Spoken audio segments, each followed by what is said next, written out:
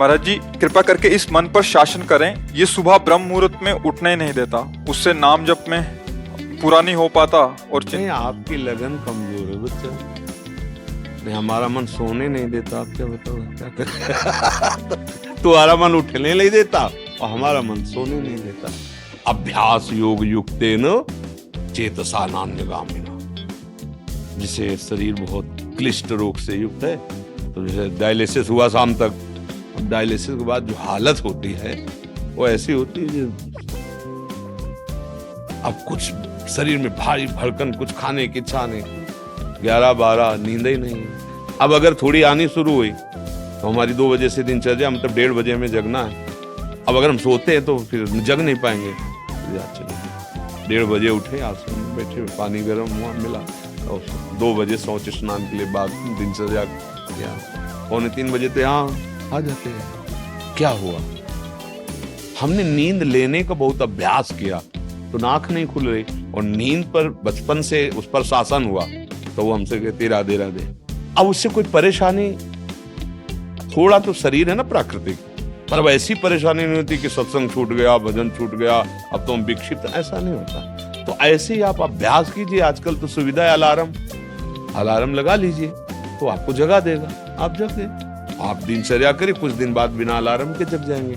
अपने लोगों की ऐसी दिनचर्या थी पूर्व की, मतलब अगर आप घड़ी से देखो तो 5 मिनट का अंतर है तो हम नहीं कह सकते कि ऊपर नीचे, ठीक राइट टाइम अपने आप आंख खुलेगी अपने आप। अब बचपन से अभ्यास रहा है ना, ठीक 2 बजे हमारी दिनचर्या, आज की नहीं है, ये 20 वर्ष की है। जब मान लो सत्संग ये सब नहीं चलता था तो सुबह स्नान करके 2 बजे वृंदावन की परिक्रमा, सूर्योदय होते होते मंगला होकर फिर गुरु जी की सेवा में, ऐसा। तो हम अभ्यास कमजोर कर रहे हैं। किसी किसमें आशीर्वाद की जरूरत है, अभ्यास कीजिए। आप शाम के जब रात्रि में सोए ना, भगवत चिंतन करते हुए, और आप टाइम अपने माइंड पे स्थापित कीजिए, मुझे 4 बजे जगना ही है। 4 बजे आपकी घंटी बज जाएगी दिमाग की, फिर आप करवट लेके सो जाओ, वो आपकी बात अलग है।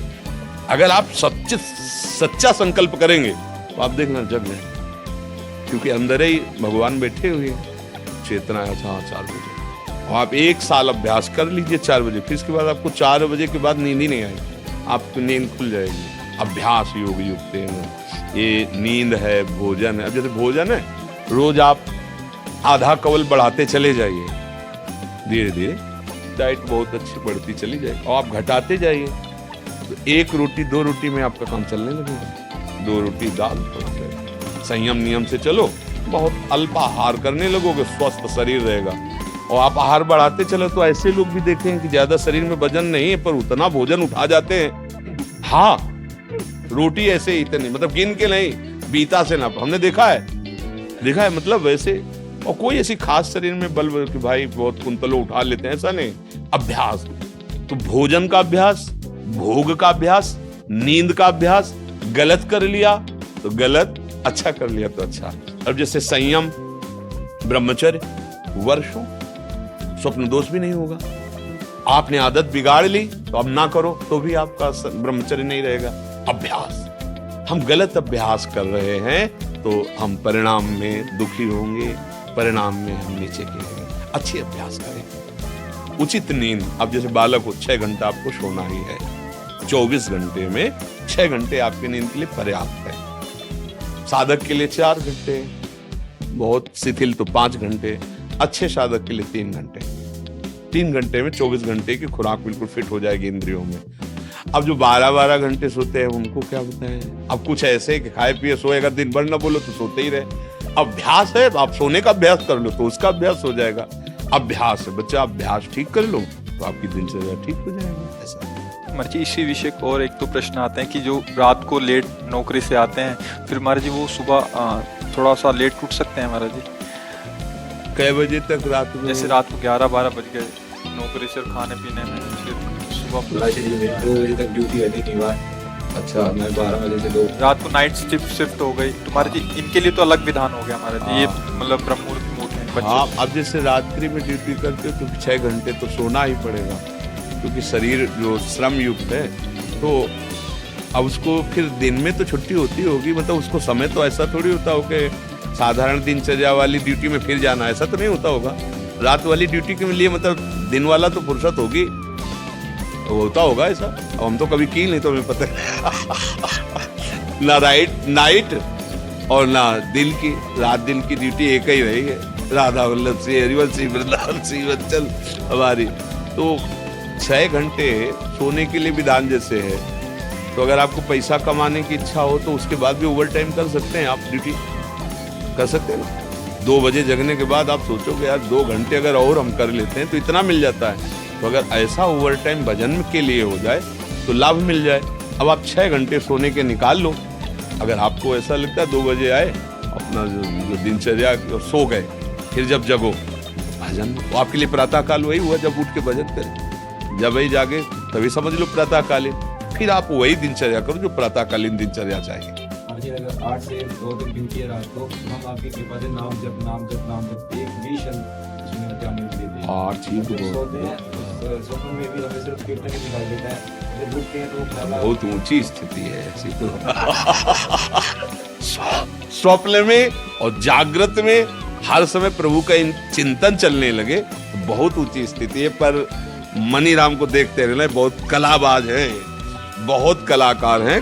कभी कभी हमको सिद्ध अनुभव करा करके वो ऐसी जगह खड़ा कर देते हैं जहां लगता है कि यार तुम बहुत धोखे में डाल दिए हमें, ऐसा लगता है। अपने लोग क्या है ना कि इसके साथ बहुत खेल करे हैं, तो इसकी हर हरकत को पता है। जिस समय बच्चा ऐसी स्थिति आ जाएगी कि आप जो बोले ना, जैसे जब स्थिति आ जाएगी तो आप बच्चा बोल नहीं पाओगे बात। जैसे करोड़ रुपया तुम्हारी जेब में रखे हो, एक हाथ चुपचाप ऐसे रहेगा, कोई कहेगा क्या बात है, कुछ नहीं वो खुजला रहा था इसलिए ऐसे कर। आप ये नहीं बता सकते कि 1 करोड़ यहाँ है। अगर नाम जब चलने लगा, ऐसी स्थिति आने लगी, तो इतना आप भयभीत हो जाएंगे बताने में, आप कह नहीं पाएंगे। और आपको ये अनुभव होगा कि जैसे भजन होना चाहिए हो नहीं रहा। प्रभु मुझ नीच पर कब ऐसी कृपा होगी तो मेरा ऐसा भजन। अभी क्या है, कृपा से हो रहा है और अहंकार में स्वीकृति हो रही, इसलिए टिकाऊ बात नहीं बच्चा। भजन करने वालों के हृदय में ऐसी भजन की भूख पैदा होती है कि रात दिन करने पर भी उन्हें रोना आता है कि प्रभु कब मुझसे ऐसा भजन होगा जैसा संतों ने किया, और रात दिन भजन कर रहे हैं। समझ रहे हो ना बच्चा, यहाँ आए हो ना, बहुत कृपा पात्र हो, तो अवास्तविक तुम्हारी स्थिति ऐसी हो जाए कि जागृत स्वप्न सुषुप्ति सूरत में राधा पदार्थछटा, चाहे जग रहे हो या सो रहे हो या स्वप्न में हो, लाडली लाल के साथ आपका मन सावई मना कृष्ण पदार्थ। कभी अब कहना नहीं और अभ्यास बढ़ाते चले जाओ। जो हो रहा है नाम जप, वो श्री जी की कृपा से हो रहा है, गुरु जी की कृपा से हो रहा है। कहने से ये बात हट जाती है, अहम पुष्ट होता है, चुपचाप अंदर ही आता। अब या तो आप जानते नहीं थे या आप करते नहीं तो डर लग जाएगा। अपनी कोई चेक किसी को दिखाएगा तो पैसा दिखाएगा, हीरा जवाहरात दिखाएगा क्या? तिजोरी में बंद किया जाता है लॉकर में, एक चाबी वहां और एक चाबी गुरुजी के पास, एक चाबी आपके पास। केवल गुरुजी और आप मिलके बात कर सकते हो उस लॉकर की चाबी को, तो समझ रहे ना। अपने गुरु से केवल पर्सनल, घर गृहस्थी परिवार नहीं, बैंक में एक चाबी आपके पास, लॉकर का होता है ना, दोनों मिला के, मतलब केवल सदगुरु और आप, फिर अपने अनुभव, फिर वो आपको कभी व्यक्त कर देंगे तो फिर वो अंतर ध्यान हो जाएंगे, साधन में बाधा पड़ जाएगी। बहुत कृपा पात्र हो, चल रहे हो, आगे और बढ़ो, और गुप्त रखो अंदर के बाद, और 6 घंटे विश्राम सोने के करके फिर पाठ भजन जो भी जैसी दिनचर्या हो घर गृहस्थी की, वो भी भजन है। जैसे अपने लोग कभी कभी कड़वी बोल देते ना, खिलाफत की बात, ये थोड़ा एक आता है सुदर्शन चूर्ण है, बहुत कड़वा होता है पर वो बुखार को जड़ से नष्ट करता है। तो अब सचिव वैद गुरु 3 जो प्री बोले भयास, राज धर्म तन 3 कर होई बेगही नाश। अगर सदगुरु मुँह चुपरी बातें करने लगे तो बिगड़ जाएगा। वैद्य अगर मरीज के अधीन हो गया तो कभी नहीं ठीक होगा। राजा को अगर मंत्री मुँह चुपरे मिल गए सलाह देने वाले तो राज्य नष्ट हो जाता है। इसलिए जैसे अपने लोग हैं ना, तो आप हमारे मित्र हैं, आप हमारे बच्चे हैं, आप हमारी आत्मा है। जैसे भी भाव से, व्यवहारिक भाव से भी, परमार्थिक भाव से, आपको वास्तविक मार्ग मिल जाए, आप वास्तविक सुख में पहुंचे। इसलिए हो सकता है कि कभी आपके प्रतिकूल कठोर वचन, नाटक कर रहे हो, आप सच्चे चल रहे हो, आप सोचोगे मैं तो जप रहा हूँ, महाराज जी डांट क्यों रहे, नाटक। जो आपका अहम जाल बिछाना चाहता, खत्म, और वो सुरक्षित हो गया। जो था माल वो पूरा सुरक्षित हो गया, कोई नहीं लूट सकता।